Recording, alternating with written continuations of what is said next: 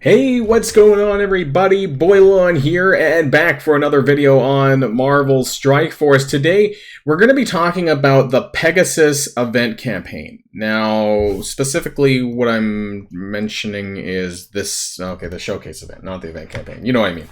Anyways, this Across Infinity event that lasts for a long time. Now, for those of you who, might not remember, this is basically combining, so when we had Bifrost and Invaders and those characters, they had individual events that ran for maybe like 8 to 10 days, something like that, and you would farm the whole thing, and then at the very end, there was the finale in that case. And so I actually like what they've done with this one, and it's just one long one that it has multiple difficulties, multiple things to farm, and it just lasts for, well, in this case, it's been about, I think it was 34, 35 days from when it opened up. Maybe a little bit more.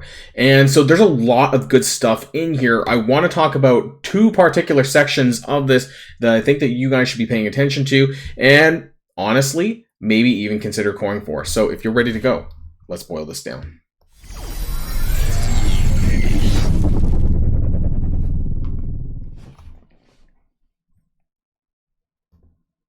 And so this is also going to be a reminder to make sure that everyone's actually using their energy.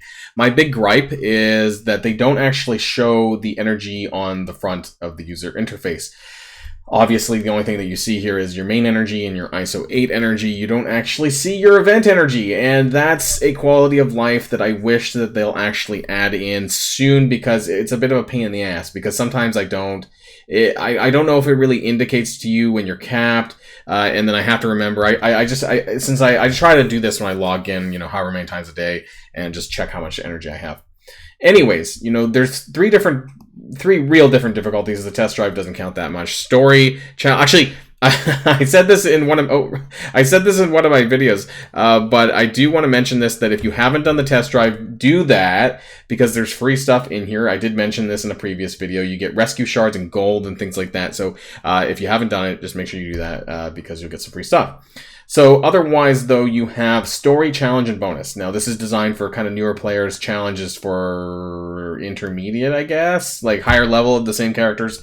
And then bonus requires gear tier 13 of the same characters, which actually isn't very high. So I want to kind of show you where I'm at. Now, in order to get through nodes 2, 3, and 4, you do need to have Iron Man Infinity War. How did I do that? How did I get him? Well, I cored for him. But what I did was that over the course of the Vengeful Spirits event, I pulled one Iron Man orb every single day to kind of... I did end up coring more than I needed for the web event, which was, I think, 600 daily. So yeah, between that and my energy spending, I probably did about 700 to 800, so it was a little bit more than what they were asking us for that event. But I got some really lucky orbs, and I did get a 20 shard pull, and then I got some 8s, and so I ended up getting this for an unlock for him for about 3,000 cores. Now, I know what you're saying is that, that's a lot of cores. It sure is. But if you're keeping up with the arena and I'm not going to say play like I do, but, I tend to be conservative with my power core spending. I typically will only use it for events that require campaign energy refreshes, and usually just to the amount that I need to for the event item, something like that.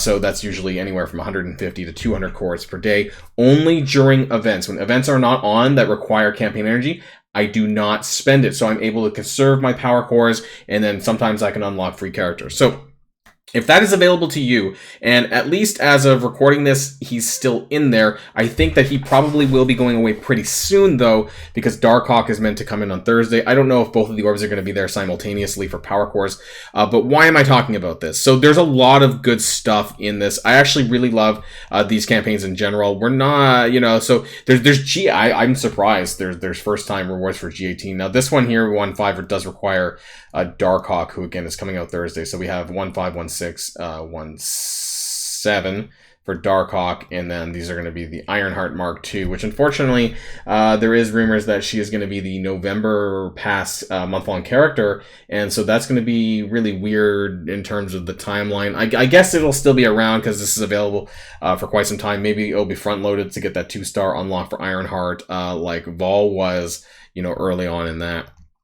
But I want to take a look at the challenge mode. So what I'm doing with my energy, after I did the first time on the bonus, I'm not really farming the bonus because that was like G16 and 17 minis. I'll tell you what I'm farming is these two nodes here. challenge 1, 2, and 1, 3. And believe it or not, what do I get? Well, you get multiples of 4 focus and health catalysts.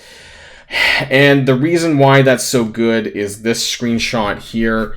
32 in a day of both the focus, and this is pretty normal. Like, they have something like an 80% drop rate. If you do the full 100 energy on these nodes, you're likely to get anywhere from 28 to 32 or so as a result of this, because the drop rates are very high, specifically in the challenge section of this campaign. So you could test this with some of the other ones. You're going to get like a handful of drops on these G16 minis as well if you still happen to need them. But these health and focus catalysts, I cannot stress how important they are. And believe it or not, despite having like 2,000 of them and I don't know how many, 1,500, 1,600 focus catalysts, it's not enough. Because the amount of catalyst that you use, especially in the health and the focus category, to get to G18 characters, 16, 17, and 18, and especially if they're fresh characters, oh my god, you need so many of them. Most of the characters require these as part of their uniques. It's just absolutely crazy. So if this is available for me and I'm able to farm this for 30 days, say even, let's just, for sake of argument, just say 30, and then 30 times 30 is, well, 900. It's a lot of catalysts over a month, you know, and I'm able to do this for free because these are the 2 nodes that I'm farming. I actually think that because you're getting 3,600 gold per attempt, it actually might be worth coring for. At least maybe like once, you know, per day, if you need to spend, if there's an event that requires, you know, spending power cores, it might be of some value.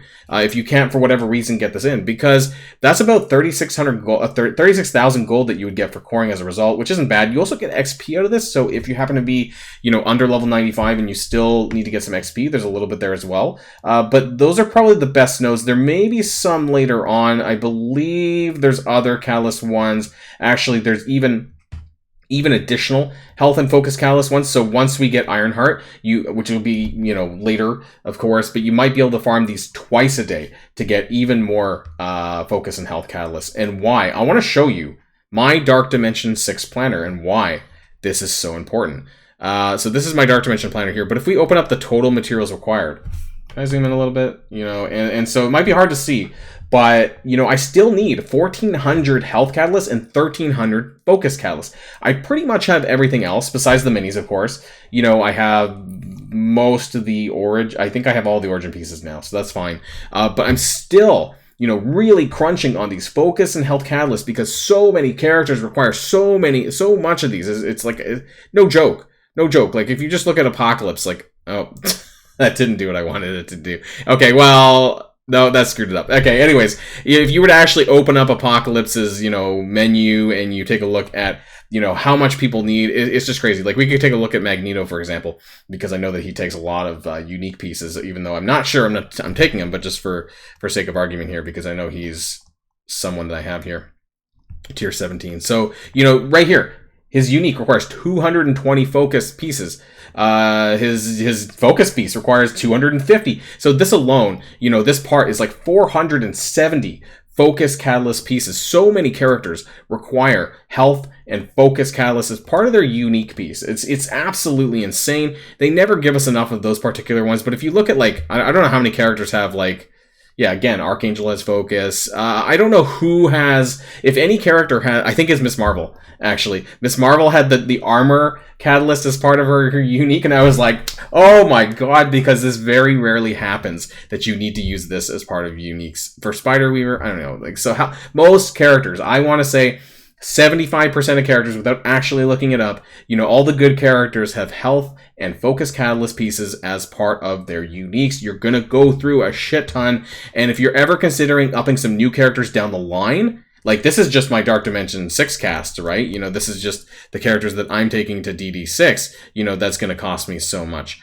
This has nothing to do with, well, A, I'm going to be leveling Super Skrull in the future, and then, you know, any new characters that come out that are meta that I maybe want to bring up to, say, gear tier 16 or 17, that's going to cost me even more teal gear. We're still in a, I don't think we're out of the woodworks in terms of teal gear. I think that there's still a crunch going, a potential crunch, you know, if you're not careful, because I know that there's some people out there who kind of just, you know, upgrade characters willy-nilly. And so this is another thing that I want to let you guys know about, just don't do that.